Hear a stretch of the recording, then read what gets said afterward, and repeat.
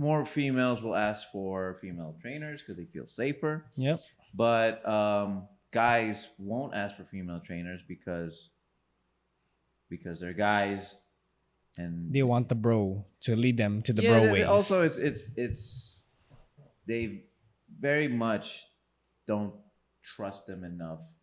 And I hope, and I do feel that it's sort of changing right now, but we're not completely there. We're not completely progressive, Manny. But there are very capable, strong, very smart women out there in the industry that should be honestly taken seriously and honestly worth more of their salt than a lot of guy trainers that I would just fucking throw out into the Hudson River.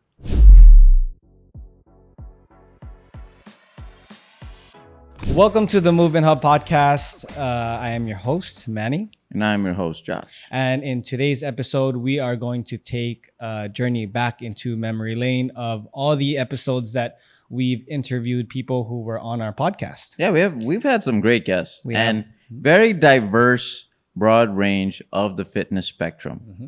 Not by ethnicity, but by training style. But also ethnicity. So diverse in both areas. Yeah.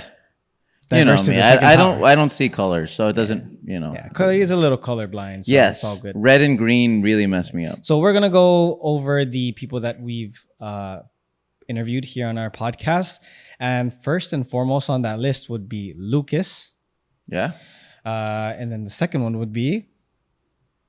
We'll talk about Maggie. Maggie. Yeah. After that, it was the Dan John. We had Dan John on the episode. And we also had Courtney Roselle right after. And then we had Doc Hartle after that. We have more guests to come. It's very exciting. We got a great lineup coming up. And not necessarily all in the fitness, partially fitness, but more of the physical culture aspect. We'll have more athletes. Mm-hmm. We'll have politicians, baristas. Oh. They're all coming to the show. Yeah, there you go. I guess this is not a fitness podcast. No, anymore. It is a fitness podcast. Oh. Fitness is involved in everyday life. Perfect. Depends on how you make your frappuccino. That bartender who is shaking your drink, that's some shake weights rep right there. So I guess that's where the shake weights originated from. Wow, you have to explain what shake weights are to the Gen Z people. It's this one. That is now no context needed. That is going to turn into a meme online. I'm all for it. Yeah. So yeah, let's go into our first. Let's go back and we'll talk about the Lucas podcast. Yeah. Now, just to give you guys a refresher of who Lucas is. He works with Google employees. Doesn't necessarily work with Google. Well, he works with Google, not for Google. Correct. Works with Google. One of that. He doesn't work for Mr. Google himself. There you go. Yes. He is a former and I think still current Exos personal trainer who came out of there. Yep.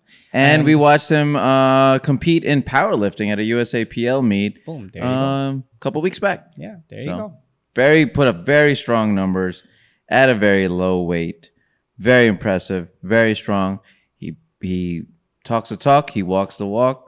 And we saw it firsthand. Nice. Yeah. One thing that I really loved about the podcast with Lucas was his statement of personal training really is an accountability service. And one thing I really love about that is after all the years of training, I truly believe that to be an effective trainer is to be an accountable trainer, the one who can keep people accountable to their word of what they want to do with their fitness and just guiding them throughout the way, not being the one who's, the one who is thinking in absolute terms where, you have to do things a specific way. But I think generally just guiding people in the right direction to whatever works for them. I mean, it would be great that there are some smart trend coaches that be like, hey, you shouldn't train your clients to a point where they have to rely on you. You have to make them competent enough that they could be self-reliant on their own. Right. However, working in the New York, New Jersey metro area, that's exactly what happens. That's not what happens. What do you mean? They need you. It's a symbiotic relationship. Yes. They need you. Otherwise, they're not going to do this on their own. Mm-hmm. Am I too loud? Yeah. because I'm Please. passionate, Boom. and passion you cannot teach. So basically, like a lot of clients are just like, hey, well, how's that homework I wrote for you? Oh, when you told me that you were going to be away to go to Bahamas and you asked me to write you a program, how'd you do that? Oh, I didn't do anything. I walked on a treadmill and swam on the beach and I drank margaritas every day. And that is the reality of It's it. a reality. That's the People reality of it. cannot be trusted on their own, Manny. Nope. That's Especially why you people here in hire New us. York. We cannot trust them. They need you. They need us. Right. I'm trying to cut it off. Too many vices. Yeah, that's what I'm saying. Most Too many distractions in the Big Apple. But I think on a personal trainer perspective, I think that as a personal trainer, if you do your job of allowing or training somebody to the point where you can allow them to work out on their own Mhm. and they have the capability to do that, I think you are doing a great job as a personal trainer. And then it's up to the client whether or not they actually do things on their own or they just really want you to be their accountability partner or the person who can just save that 45 minutes to an hour for them to work out to actually get them to do it. A lot of successful people really need you. It's a little bit of affluenza. Yeah. Everything is like, it's very DoorDash. DoorDash. Like it's so convenient that you're there because I booked it with you, Manny, to come in at 5:30 in the morning, Monday, Wednesday, Friday. Now I have to show up because I put money and now I have to be there. Yeah. It is accountability. Yeah. I think that's really worked with my experiences with these different type of services that I've hired people for. It's like you say you're going to do one thing, but until you put your money where your mouth is where the rubber actually meets the road. So I think that again, if you are a type of person who needs a personal trainer in order to work out, nothing bad about that. It's probably going to cost you a pretty penny, but whatever gets you working out and getting you healthier, I think it's a good investment. They definitely need us. If you ever seen a gym, especially like a box gym, you go to Equinox, Crunch, you go to the low end where the Walmart crowd, they go to Blink, they go to Planet Fitness. Yeah. Like those people, like everywhere, poor, rich, whatever. Everyone has access to an iPhone. They cannot be trusted to do things on their own either. Not at When they all. do their own open gym stuff, like God Almighty. You see the viral videos of people just being left to their own devices. We shouldn't be given freedom. We're Is not shaming people for being at the gym. we're not? Nope. For going to the gym. Oh no, the gym is great, Yeah, no. but The effort is there. The other stuff is you need some working on, and that's fine. Obviously, you have room to grow. yes, yes, like you got the spirit, but consult us first. Another thing that Lucas said before we move on to the next podcast guest that we had was the idea of always having a hammer and screwdriver in your pocket before you do your workouts. Specifically for him, his hammer was the get up and the screwdriver was kettlebell swings. And he stated that whenever he goes into any of his workouts, no matter what he is training for, he is busting out the hammer and the screwdriver all the time. So I think that a lot of people, when it comes to training, do need a hammer and screwdriver when it comes to their training. I know for me, my hammer is shoulder taps and toe taps. For me, it just gives a lot of fluidity with my shoulders and my hips before doing any kind of workout. And then I'm going to say my screwdriver is probably going to be like these rocking drills. I don't know if anybody has done Brazilian Jiu-Jitsu, but it's when you're sitting on the ground and you're hugging your knees and you're just rolling back and forth, up and down, and it just really opens up the backside of my body and my low back. So those are my hammer and screwdrivers. Can you remind the audience what the analogy is? Yeah. For hammer and screwdriver. Yeah, hammer and screwdriver. The couple exercises that you will always do in the beginning of your workout, no matter what you're training for. One thing I found from our workout exercises interviews is that a lot of people use the cat cow as like their screwdriver. And I'm like, remarkable. I had 3 people in a row when we had a workout and they started with cat cows. And I'm like, oh my God, everyone's doing cat cows. Something about the cat cows Something about the cat cows. and the dead What bugs. does it do? I don't know. I do it myself, and I let other people do it, and then also some people smarter than me have been doing cat cows. What does this do? I have no clue. It feels good. It feels good. great. It just gets the body moving, gets some blood flow in there, gets your spine to extend and flex. So I think for majority of people, if it's something like very low level for them to just move around their joints, I think it's very useful. Yeah. Although there are some professional trainers out there who would despise that technique, that you should probably just go right into the exercise that you're going to do, but at a lower weight or Yeah. lower load. But again, it's what Everybody works. at Retro Fitness in Jersey City. Yeah. 135 on the bar. Boom, Let's start slap that benching. shit on, baby. Let's go. Like, right? I'm like, bro, you just got in here. Or the 20-somethings. Us in our 30s, we can't do that. Yeah, stuff doesn't work the same way anymore. There's a video. There was a video back when Dwayne Wade played with LeBron James in Miami, and mind you, they're from the same draft class, and Dwayne Wade is ragging on him because LeBron James is like putting ice on. He's doing all this stuff. I He's saw doing that video. stim. Mm-hmm. And like, what are you doing? You're like you're putting stuff on like you're a 40-year-old or whatever.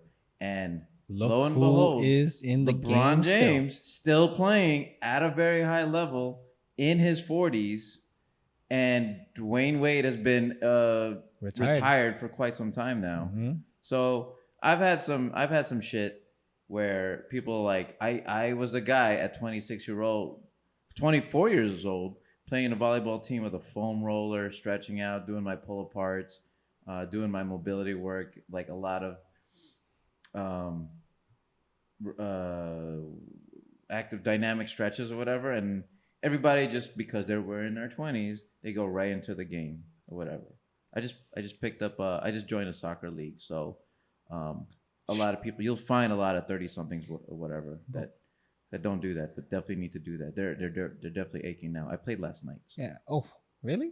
Yeah, I That's not signed a up joke? for a league. Our first game was yesterday. Oh my God. Yeah. I'm surprised your hamstrings are still intact. It's all this clean living, Yeah. and Is that whiskey right next to you? it's Gatorade Zero. Yeah. I remember on the last podcast you say I don't drink.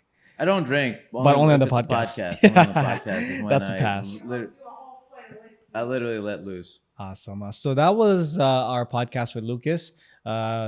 Wherever you are right now, Lucas, you better like this damn video, man, or we'll hunt you down. And share it with everybody from Google. Boom. Otherwise, I'm sending it to Bing. Oh, Bing does not exist. Bing doesn't exist? There's No. no way. it Wait, will exist I need after a fact this check on podcast. Bing. Let me do a Have you ever used Bing? I've used it once and it looked confusing. It does exist. Boom. We are crazy. gonna send that to Bing, Lucas. All right. Ask so the Jeeves next, is probably where I'm going next. the next The next one. the next podcast guest that we had was Maggie Gao. And we had a workout with Maggie Gao. Yep. It was very kettlebell oriented. It was a leg day. You had some squats in there too, barbells. Some squats. We had some front squats. I like a good front squats. I think front squats are great. I would love if majority population can do front squats, but they can't. But majority can do Zercher squats, and that's what I would like them to go to. But if you can do the front squats, by all means, do the front squat. There you go. So one of the highlights of the questions that we asked Maggie was, what are the differences from the East versus West ideologies of fitness, of training? And I would probably argue that this is probably also in the West and not just in the East no more. But I think it's more inflated out there in the East, which, they're in Asia and we're the West, we're here in the US, was that in the East, it's really condoned where women are lifting heavy weights because they're going to start looking bulky, and that's no longer the traditional way that women should look like, because of people looking down on how the actual figure of a woman should look like, and also how you look in a dress. You look too bulky, you look too manly, and it's something that doesn't follow the norms of the olden days. But I would also argue that here in the West, there are some glimpses of that, but not as inflated as the East. There's definitely a movement, and it's happened in the past in the last decade that more women are transitioning into more of the strength realm. Mm-hmm. They're not afraid of barbells. Nope. I'm getting less questions of, am I going to get too bulky? And I usually just turn around and walk away and don't answer that question. But yeah, no, definitely the Eastern culture. And it's not just, she's ethnically Chinese, but other Asian cultures, including our own, have a lot of body image dysmorphia, so to speak. They're very big on body or image, just like Physical 100. If you ever watched, Mm-hmm. Women especially, it's more like thinness is Yeah. a different level. and Yeah. being white, Yep. That light skin. yeah. The light fair skin. No, just be out there in the sun. Put that umbrella away. Boom. Vitamin D is good for you. But yeah, no, I do feel some. I don't think it's there yet, and some cultures are different. I do like in Physical 100 and Korean culture, they do. From what I've seen, I've never been to Korea. I know producer Haley has, but there is a strength culture in Korea. It's very live. It's very proud. Mm-hmm. So I like that they're into that. I think the Philippines is sort of getting into it. I think we we had a gold medal in weightlifting. I think I know there's some now. there's some CrossFit places that exist in the Philippines. I think it's growing. I think it's in there or whatever, but it's not to the level that the U.S. is, Right. especially in the West. Absolutely. We value our bench presses and pull-ups and bicep curls and bumblebee tuna and oodles and noodles. Right. There's another topic that we talked about with Maggie where a lot of people who are not so familiar with fitness undermine the actual work that's needed to be done to be bulky. So I think that from an outside perspective, a lot of people think that you just pick up a dumbbell and you do a few bicep curls and then now your biceps are just popping out of your Yeah. shirt. But I think that a lot of people do need to understand that once you are into fitness and you start working out, that these changes don't happen overnight or even in a month or two. You'll probably look the same depending on your training age. But I think that there is a strong message or an important message there that there's a lot more work that you think that's needed to be done to actually look bulky. It's something that we understand, and we know the time and years spent on like increasing muscle mass is just we know what goes into it. That's our money ball. That's our we know the analytics about it. But a lot of people is a lot of them are on the surface. They don't because one, they don't care. They have like finance jobs. Then they go in the weekends, they watch Marvel movies and they see like ripped people and I'm like, oh my God, they definitely do some weights in the gym. But they didn't understand how much like getting a personal trainer, getting a nutrition plan, getting the steroids to really fill Right. up the muscles. Be on the ladder. Yeah. So Yeah. It's kind of like one of the actors that's been booming online right now. And I'm not going to say his name, but he plays the role of, it rhymes with Pulverine. Yeah. And it's just the talk online is saying that he needed to eat X amount of calories and train really hard. But to attain the body that this 50 person years had old. at that age, I But, think that there's more than just eating calories and having intense exercise. I believe. getting a divorce helps. Like breaking up will definitely motivate you some more. We do not promote any divorces on this podcast don't? for you to get ripped. Sometimes like you're in a really bad relationship, so Then if getting that- out of it makes you free, and then you get the body of your dreams, and then you can go back out there in the market. The revenge body is a real thing. It's a real thing, guys. Mhm. Like some of the guys out there, like they understand. Like Ladies. and ladies, everybody. You're right. Absolutely, it exists. Cool. I very insightful episode. Yeah, I really Um, like that one too. I like she wanted to find something to improve the sport. She was playing netball, which is a sport I didn't know about. Mhm. And then eventually it transitioned into this career of fitness. And now she's like part of like the kettlebell community of New York City, Right. which is kind of cool, which is fun. And you find like-minded people that are into like the same shit that you're into, and it's what we're into is all nerdy and geeky. Yeah. And you just gotta find someone who matches your freak. Yeah. And then you just You just crawl. Matches your freak. you know You just All go right. to the song. I think so. That's what And the kids are saying. the next podcast guest, which I'll let you lead this one, I believe it was with Dan John. Dan John. Yeah, Dan John, mentor of mine for many, many years. He's been a mentor of mine before I even met him in person. Josh calls him dad. Yes, he's Yeah. Dad John Yeah. for the gym. He is the patron saint of IPA. You know those jujitsu have like they bow to dead. There's a picture of like a dead guy on the ceiling. Everyone bows to him. So You- Dan John is very much he's alive and kicking. He's very Mm-hmm. very much like very Yeah. vibrant. But He had a lot he's to basically say. that figure for us in the gym. He had a lot to say.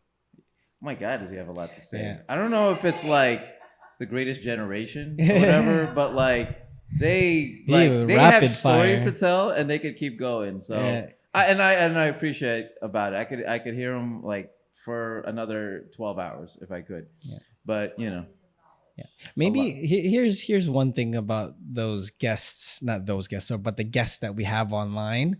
I think that one, you need to tell them that I'm actually gonna be there, because I feel like when we pulled up, he looked at me. I was like, "Who the hell is this guy?" Oh, yeah, that's true. So I think one, you have to always make sure that they know that it's not just going to be you on the podcast. That's true. I have a bad thing with communication. Yeah. One, I'm a guy, so I don't have that genetic makeup to communicate. Yeah, So there you I'm working on Yeah, it. yeah, yeah. So make sure, I don't want to be just be like, who the hell is this Yeah, Filipino sorry. dude I was on getting this ready, call? all right. I was getting ready. I was brushing my teeth, trying to look good. Boom. Okay, so what are some highlights?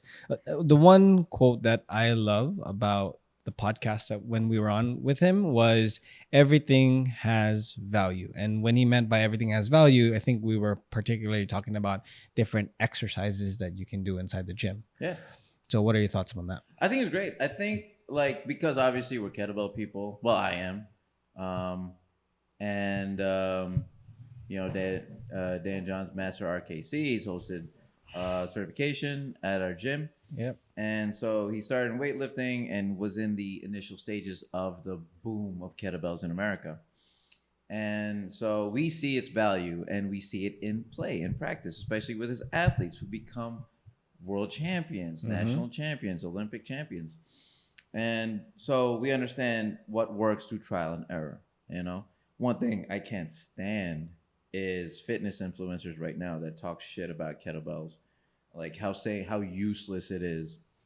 And you're just like, it might be useless for whatever you're trying to achieve, but doesn't make this a useless tool. There's power lifters, there's bodybuilders who shame the kettlebell just because they don't understand it.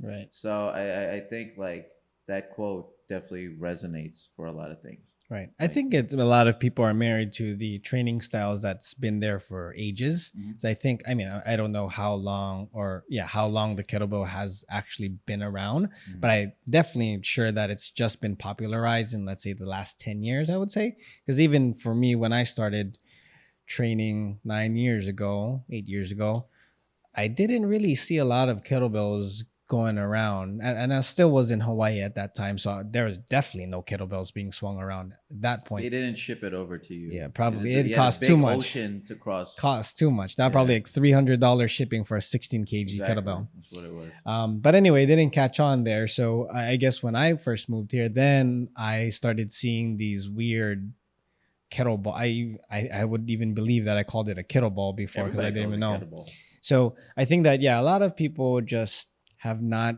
seen them around for a while, and they are not forced into using them, not like barbells and dumbbells, because again, when you first step into the gym, they're right in your face, and the kettlebells are usually like somewhere in a corner rack hanging Yeah, around. It's usually like if you ever go to these outdoor festivals or like a food market, it's Okay. usually something to just keep a tent Yeah. upright. Yeah. Or it's a doorstop. Yeah, Or doorstop. something. Mhm. I picked up some dragon door kettlebells from this gym that closed down during the pandemic, and they had no idea how much the value it was. I didn't know there were a couple dragon door kettlebells, and these are like, oh, this is 150 per kettlebell, and I did just use it as an add-on.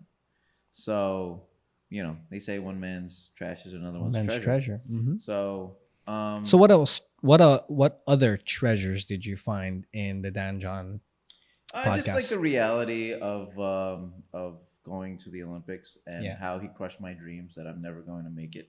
Yeah.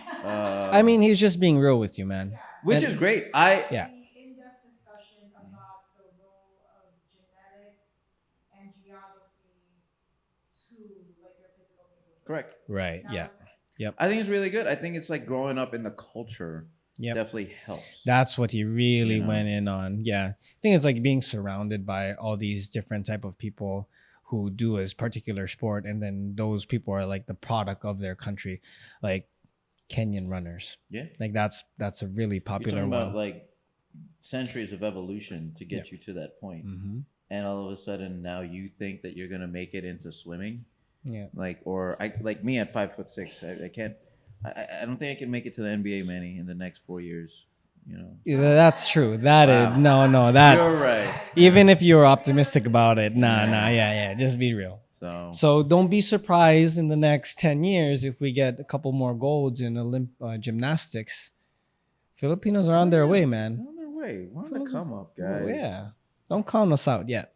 Yeah. And the next podcast episode was with Courtney Roselle, Yes. where from the Titan Games. Jersey City, native. Yeah, I would say she's a native. Mhm. She lives in the area, and she's one of our local heroes. Basically, like, was in NBC with The Rock, and had a great discussion.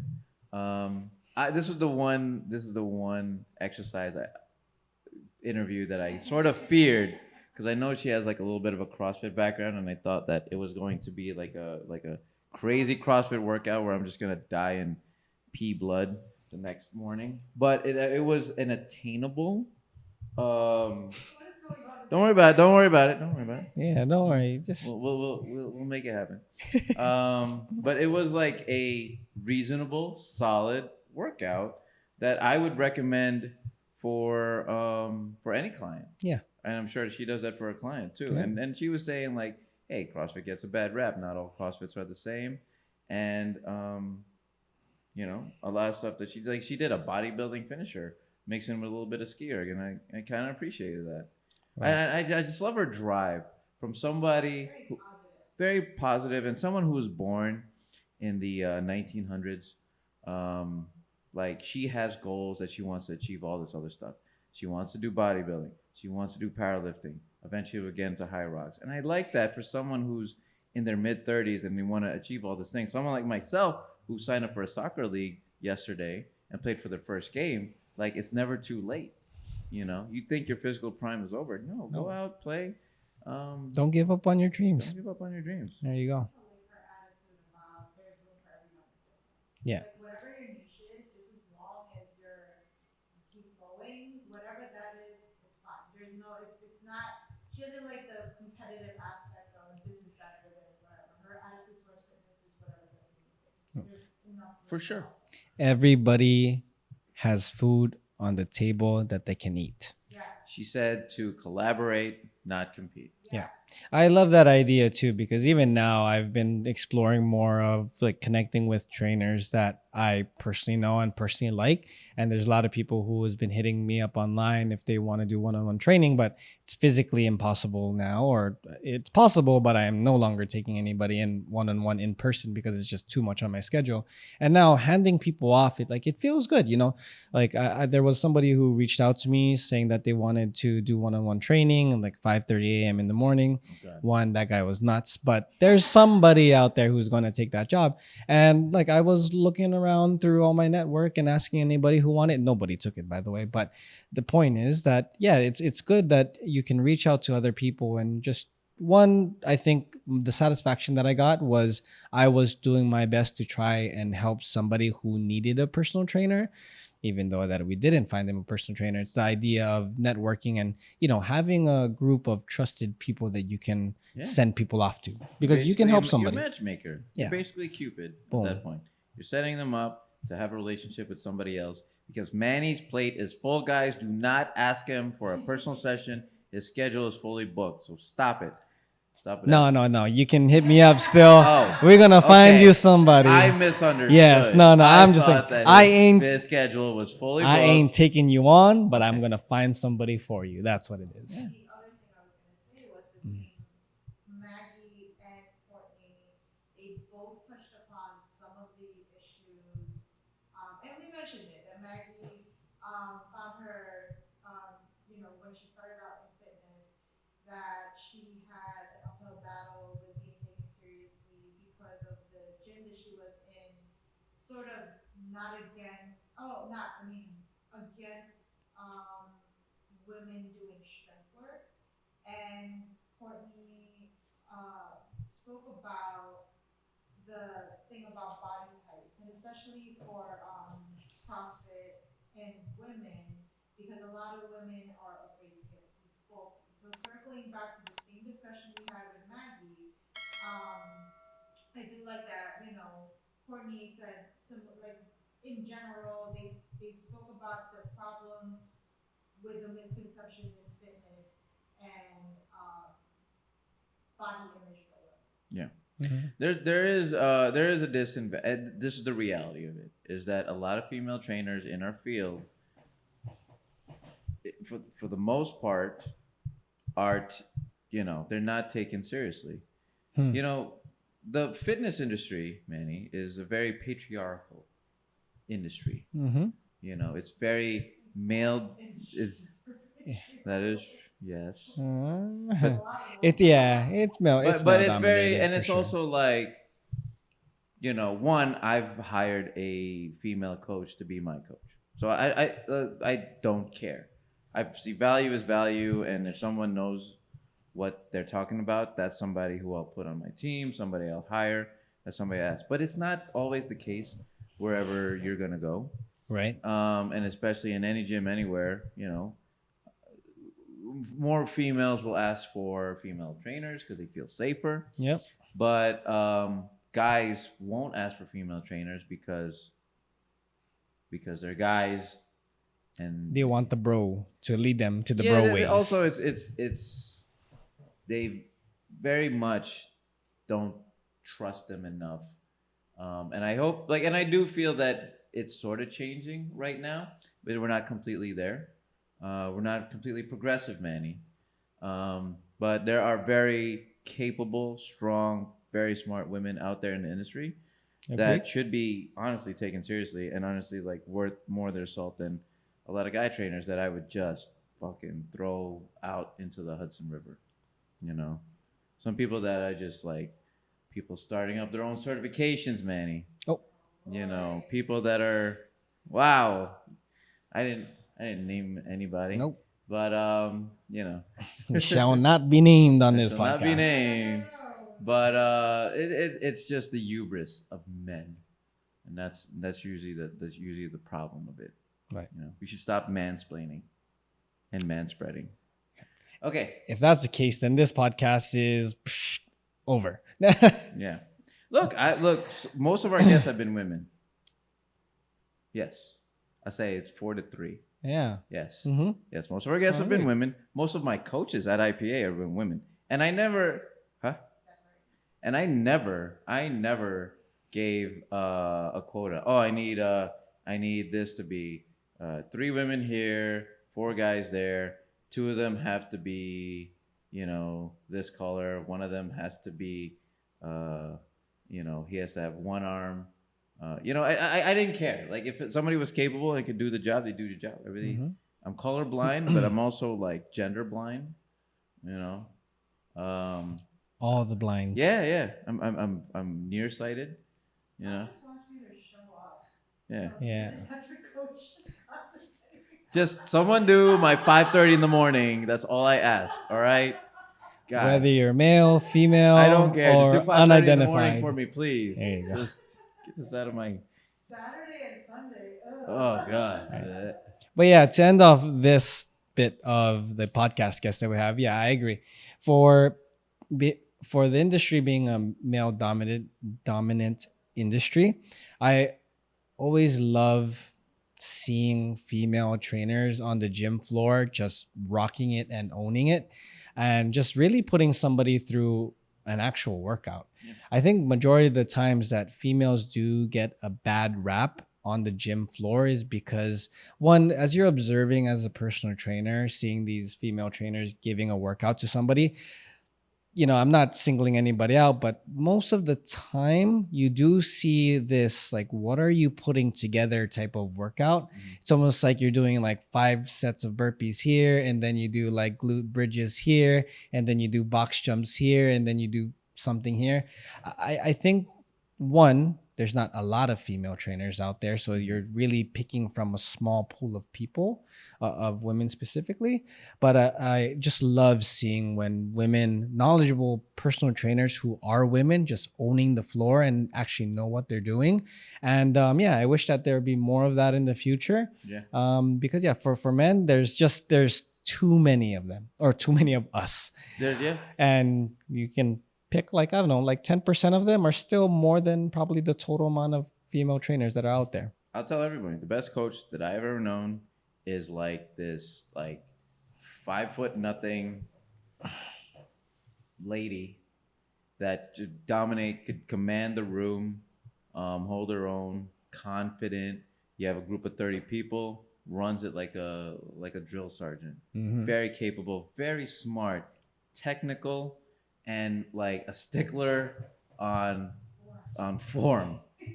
So much that I'm like, all right, come on, you can't nitpick every single thing. And she would. That graduated out of her has impeccable form. Yeah. No, that's for sure. Maybe I could get her on the podcast. Oh, there you go. Whoever you are. Specific coach. Yeah. Really good in boxing. Yeah. Boom. Yeah. Pain in my ass. That's what she is. She's Yeah. And the last but not the least podcast guest on the Movement Hub podcast was Michael Hartle. Dr. Michael He didn't go to Hartle. school. Double doctor. Doctor to the second How dare you? power All right. squared. Only people call him Mike. The close ones call him Mike. Right. All right. But for us, we call him Doc. Doc. All right. Back when I thought I knew everything about powerlifting and barbell, I signed up for the SFL course. And I was fortunate enough to be an assistant for SFL as well. And the SFL Strong First Lifter, which teaches you, like what he says, an inch wide and a mile deep. Explain that. It's basically, in terms of like Strong First or RKC, they only teach you very few things. And for the kettlebell certification, it's 5 movements. It's 5 exercises. And it'll take you 3 days to learn it. We're talking about 3 days. We're not giving you 30 different exercises, 30 different movements. We're not doing pogo jumps and track meets and all this other stuff. We are mastering the kettlebell to a pristine form of execution, to a standard that we deem possible. And at the end, 100 snatches, 24 kilos. All right. And with the barbell, it's basically like 6 or 7 movements. And you also learn that in 7 days. And one thing I like, I don't know many barbell certifications, but this one, I love the system. I can't recommend this enough. If you are fortunate enough to get the certification, it is my one thing I recommend that trainers, coaches that are getting into the barbell world should take prior to. Come in with an open teacup and just absorb as much information, because the system, how you come about it, how to program after it, and just learning good techniques. Because people in the gym, especially Manny, when you show up at 5 p.m., everybody's in the gym. They're creating their own things. Everyone's doing the barbell wrong. Did you know that? I'm never in the gym at 5 p.m., but Oh wow, okay. So, but yes. Everybody's you know what I'm just talking doing about. random. They're doing the barbell wrong. They're doing like Just what like is going on. yeah. There's a lot of bad habits they're forming. Yeah. And me as a dog parent, like with our son, I have to Your train son, him. what's your son name? Theodore. Theodore. Theodore Zabala Tevis. We just had him a month ago. Oh, But the Did thing, it come out of you or? no, Haley was the Oh, okay, got it. yes. Birth of the cord, got it.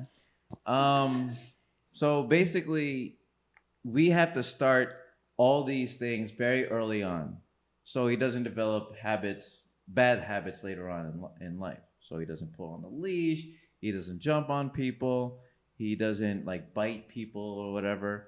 And that's basically what barbells are. Like if you don't get them early on, they're gonna create bad. They're gonna go on TikTok, Manny. They're gonna go on to the YouTubes and whatever your favorite Gymshark influencer is doing. They're gonna copy, and God, they're gonna bring that to an LA Fitness nearby, and they're gonna get hurt, or even worse, they're gonna suck. Oh. They're gonna like You don't want to not be. get strong You don't want to suck, from guys. it, and then get injured. Yeah. So that's the background. We didn't even talk about what he said, other than inch wide, mile deep. Right. One thing that he did say was that he wanted to learn to be beginner first. I like that because he went into talking about like how do you get stronger, learn to be a beginner. You need to start from the bottom. You need to be for you to get good at deadlifting. You have to start from the basics. Yeah. And I do like that he said that in the interview, where it's just like, okay, if you want to bench press, you want to pick up weight, you have to learn how to suck.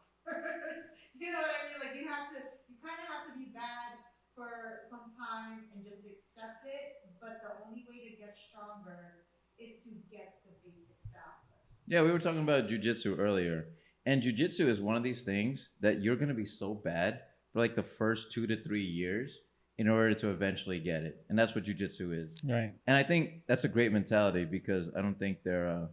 Well, we'll talk to a jujitsu guy later on, but it's a weird business. Like, hey, let's join this thing that you're gonna suck at. All right, monthly dues, or you got to pay your monthly dues and Come to our gym, get choked out, boy. Yeah, and wear pajamas, and yeah, no, you're gonna have to suck a little Right. bit, and then eventually you're gonna get it, and that's a hard thing to grasp. And when you take the SFL, and this is my fault. When I took the SFL, I thought like I knew everything, and it's sort of like I was in my 20s, Manny. I was a very young guy. It's a long time ago. It was a long, long time ago. Many years have come and gone, and And a look lot at of you. achy joints and Yeah. knees and back pain and gray Yeah. hair. Look at you now. I got the full stash going That's on. right. I'm a Can't man. grow a beard because he's Filipino, but Yeah. yeah. No, I can't. I can't get Yeah, that. I was there you go. born in a different area. I There was you go. not up in the mountains. Yeah. Right? But like, coming, especially in any certification, whatever you try to do, don't come in thinking like you're hot shit. Like you gotta. What Bruce Lee says, you can't fill a teacup if it's already full of tea. You gotta empty your teacup and absorb and get that poured information in. Learn how to be a beginner first. Right. Yeah, I love that idea of being a beginner first because one, if you have the idea that you're a beginner first, you're going to seek help. And hopefully you can find help from people who actually know what they're talking about. I go to the Ironbound Performance Athletics here in Jersey City, and maybe they'll teach you something right. They will. They will. We have 5 stars on Google to prove it. There you go. None of them are fake, by the way. All real. No. And ClassPass. And there you go. Yeah. Thousands. Thousands. Yeah. But I've also taken SFL myself, and I do. That's how I met Manny, by the way. For That's those how that I met. are unaware, I was an assistant, and Manny took this one here, and I'm like, why is there another Filipino here? I think I was the only other Filipino. It's like Highlander. There can only be one. Yeah. All right. And I am here now. I have to explain that to like Gen Z people. What the hell is Highlander? You might Christopher have Lambert, to, guys. yeah, you might have to explain that to And me. millennials. Wow, that was There you before go. our Yeah, time. I Okay. am sorry. But yeah, I think the structure of SFL is, it's a great way to teach somebody who's a beginner who doesn't know how to do all these strength movements, the bench, the squat, the deadlift. What else is there? The military press. Zercher squat, Zercher front squat, front high squat. bar, low bar. Right. So I think that this They added a floor press. That's new. Oh yeah, that's a good one. But I think that this course is very helpful. We are not sponsored, but I think that this course is very useful for somebody who has not trained barbells before because they really break down all the different cues and movements and where you want to start, where you want to finish. And it's just also great energy and great vibe with everybody who's wanting to help you. And you can have so many different eyes and different opinions of what may work for you. I don't know if you've ever worked with a personal trainer before, but I guess the downside of working with one personal trainer is that you never know what other people would have to say about what or how a movement is executed, which could be good or bad. Again, if a personal trainer is good enough to teach you the way to get the end result the proper way safely, then you're good. But you might have somebody who has no idea that they're talking about, and you've probably been practicing the wrong thing the whole time. So It's like going being in a bad relationship. there you go. You never know what a good relationship is. Exactly. You're just stuck in this toxic back and forth bad relationship. And that's when you get a divorce. Well, you shouldn't have been married in the first place. There you go. Don't go there. But anyway, with the whole SFL situation, I think that one, it's a good option for somebody who has not learned the proper technique, form, and execution of barbell work. The only downside I would say is that there's a lot of intimidation to go to these things. Because one, as a personal trainer, I was confident enough to go to SFL, one, because it was offered at our gym, but it's almost seemed as an environment that only invites people who are fitness savvy. And I wish there was some kind More of way, beginners. yeah, a way to attract beginners to learn the SFL ways. So I think that's the only thing that I would think about based on when I took I it. do feel people freak out about the standards a little bit. And Yeah, that- and like that- you have to do X amount of that weight. hesitates. Like Guys, screw, look, honestly, you have screw 90 days. screw the test, man. Get the skill. Right.